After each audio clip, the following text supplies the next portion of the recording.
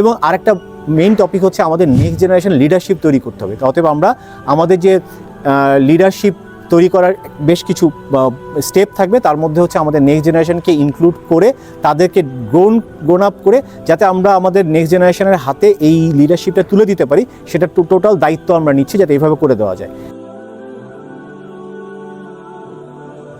দুটা খুব important topic আমরা অ্যাড করেছি, যে আমাদের যখন আমরা কনস্টিটিউশন চেঞ্জ করাটা প্রপোজালের সময় আসবে নেক্সট এজিএমে, তখন আমরা সেই দুটোকে অ্যাড করব। তার মধ্যে একটা প্রথম সেটা হচ্ছে যে একজন প্রেসিডেন্ট এবং একজন জেনারেল সেক্রেটারি কনজিকিউটিভলি পরপর 2 বার বেশি থাকতে পারবে না। হ্যাঁ, এটা থেকে আমরা এনশিওর করছি যাতে একজনই সবসময় না থাকে, বরং লিডারশিপ তৈরি হয়। পুরনো যে লিডারশিপ, তাদের এক্সপিরিয়েন্স যেন আমরা ইউজ করতে পারি, তার জন্য ওই আগের যে প্রেসিডেন্ট এবং জেনারেল সেক্রেটারি থাকবে, তারা ঠিক ইমিডিয়েট পরের যে এক্সিকিউটিভ কমিটি থাকবে সেই কমিটিতে তারা অ্যাজ এ ডিফল্ট মেম্বার হিসেবে থাকবে, যাতে তাদের এক্সপিরিয়েন্সগুলোকে আমরা কাজে লাগাতে পারি।